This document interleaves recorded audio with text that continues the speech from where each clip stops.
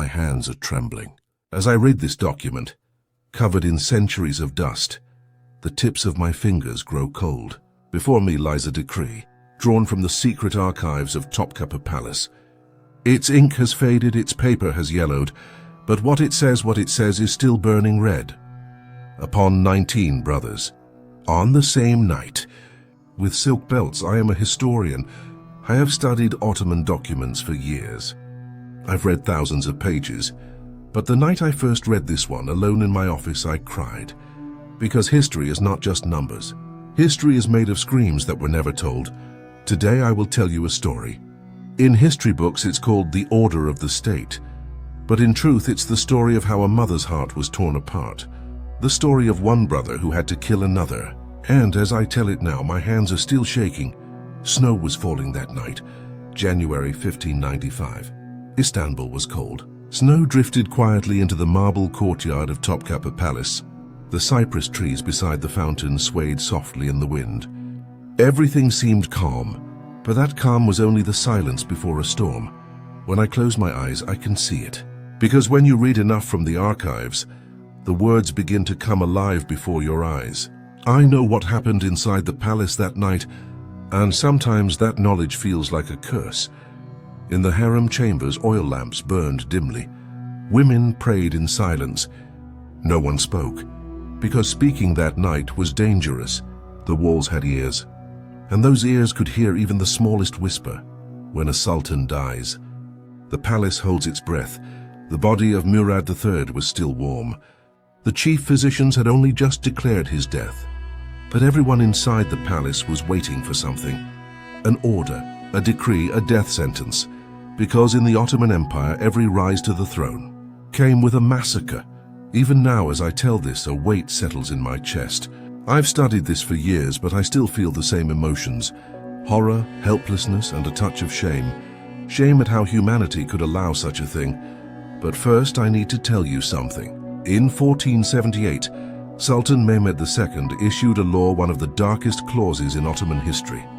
Whichever of my sons inherits the throne may lawfully put his brothers to death for the order of the world.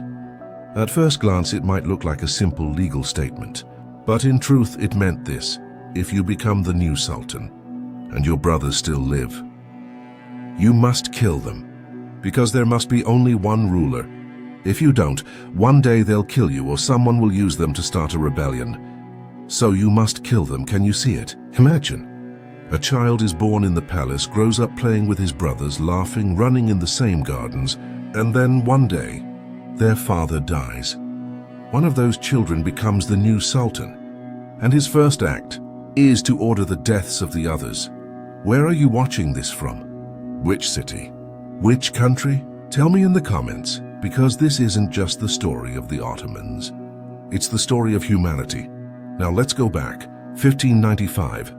That snowy night, Mehmed III sat in a dimly lit room, his father's body still warm in the next chamber.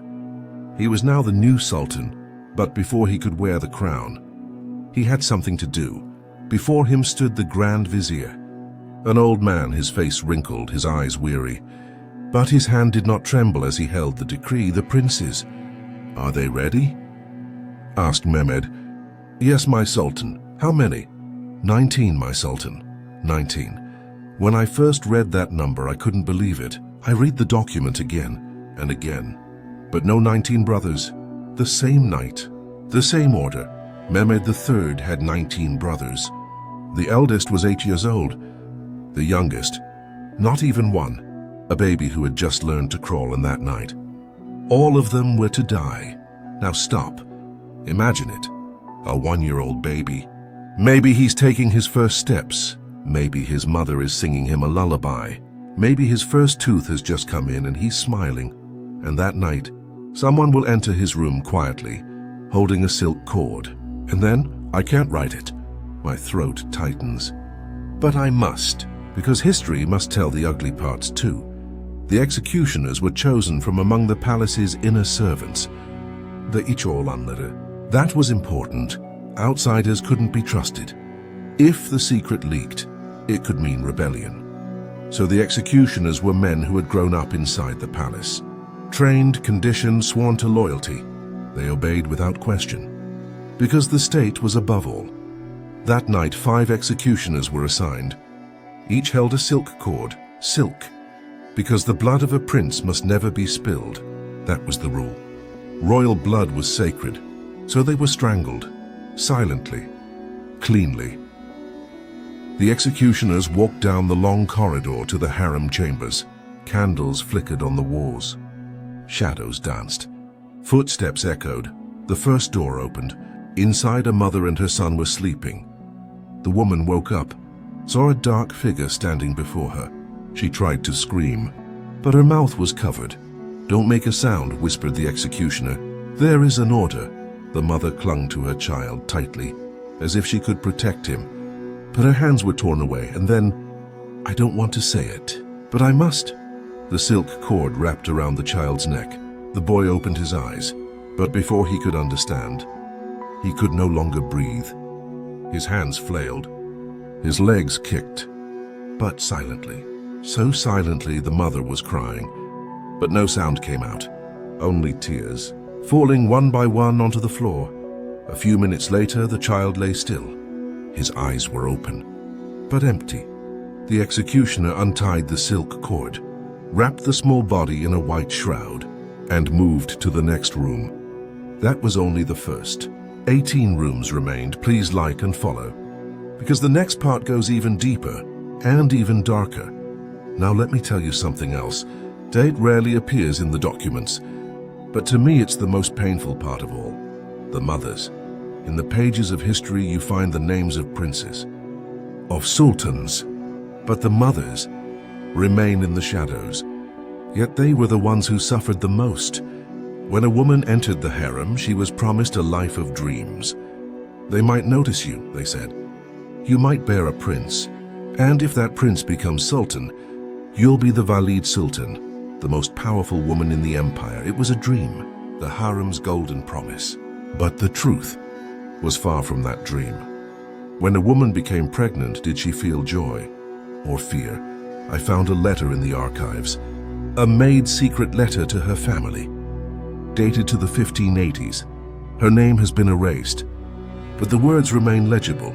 I had a son, but I cry, because I know if he does not ascend the throne, if someone else becomes sultan, they will kill my son, and I will watch helplessly.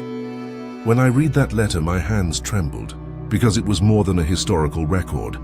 It was the cry of a mother's heart. When a child was born in the palace, everyone immediately calculated the odds. How many princes is this? Who is his mother? Who is closer to the throne?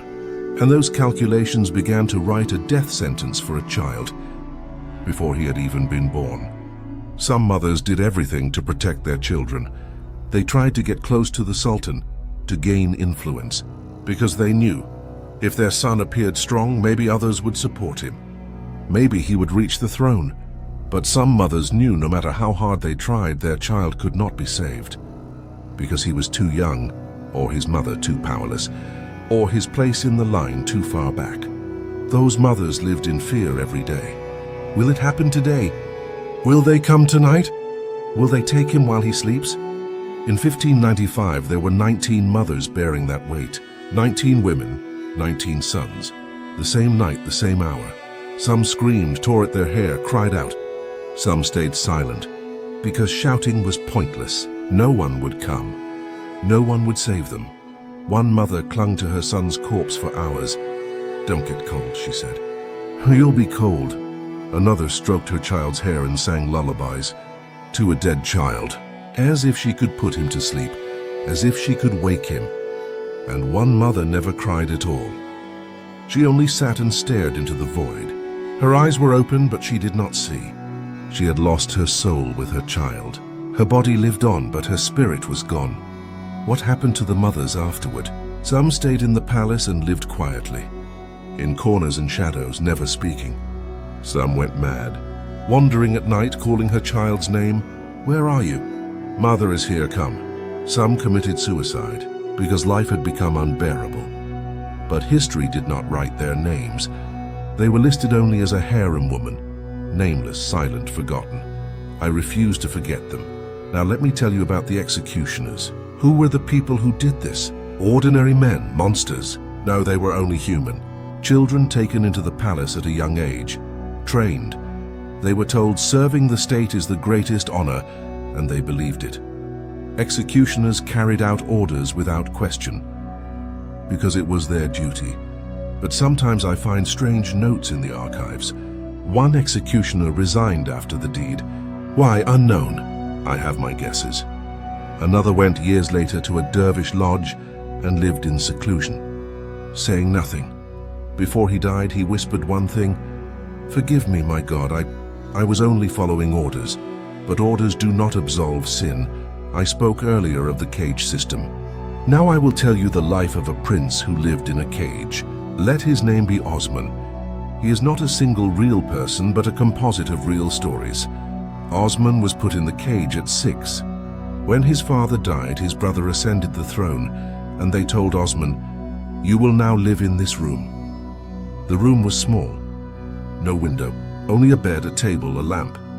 At first Osman cried, 'Where is my mother? I want to go to the garden.' But no one answered. Over time he stopped crying because it did no good. Days blurred together. Morning came, but the sun could not be seen. Night came, but no stars were visible. Just 4 walls and silence. Children raised in cages forgot the outside world. Osman did too. He lost track of his age, of what lay beyond those walls. Sometimes maids brought food. Osman would ask them, 'How is the weather outside? What are people doing?' But they could not speak. They left the food silently and went away. Osman began to live in dreams. He closed his eyes and imagined gardens, birds, flowers, wind. When he opened them, there were the 4 walls again. 20 years passed. Osman turned 20. One day the door opened. "Come out," they told him. "The Sultan is dead." "It's your turn." Osman was stunned. "Me?" "Yes, you are the Sultan now." For the first time he saw the sun. It dazzled him and hurt his eyes. He put his hands over them. "It's so bright," he said.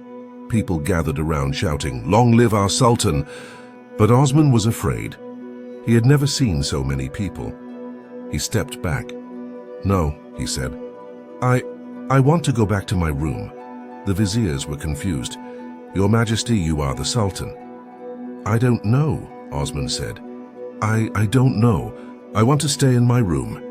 Osman sat on the throne, but he could never truly rule, because the cage had stolen his soul. The cage system continued for years. Some princes were born into cages, while their fathers were caged. They never went outside. Can a human live from birth to death inside a cage? Yes, history witnessed it. By the end of the century, the Ottoman world began to change. Ideas came from the West: human rights, justice, freedom. Then one day Selim III said, "Enough. Let the fratricide end. Let the cages end." In 1808, a decree was issued. From now on, no prince shall be killed. No prince shall be placed in a cage. For the first time after centuries, a prince could breathe freely. But it was too late. Thousands of children had died. Thousands of souls had rotted in cages. Every time I go to Topkapi Palace, I go to the darkest corner of the harem chambers. There's a small room there, the cage room. When I enter, I take a deep breath and listen to the silence. Sometimes I hear whispers. "Forget me. No, remember me." Silence. So much silence. I put my hand on the wall. I feel the weight of centuries, the pain of thousands of children. And I tell myself, I am a historian. And I must tell this, because forgotten pains are lived again. In 2015, during renovation work at Topkapi Palace, a secret room was discovered. On its wall was written a sentence: "I lived here for 40 years. I forgot my name. I forgot my face. But I did not forget one thing, the sun. I did not forget the sun. Because the sun is hope, and hope never dies. No signature, no name in the record. Only those words. When I read them, I cried, because it was the last breath of a soul. Dear viewers, this story ends here. But it should be a beginning for you. Go research, read, learn. History is found not only in books, but in museums, archives, walls, and our conscience. If this story moved you, like and follow, and write in the comments, which historical story should I tell next? Which silent cry should I raise? Because I am a historian, my duty is to remind the forgotten, to give voice to the silenced, and to bring light from the dark corners of history.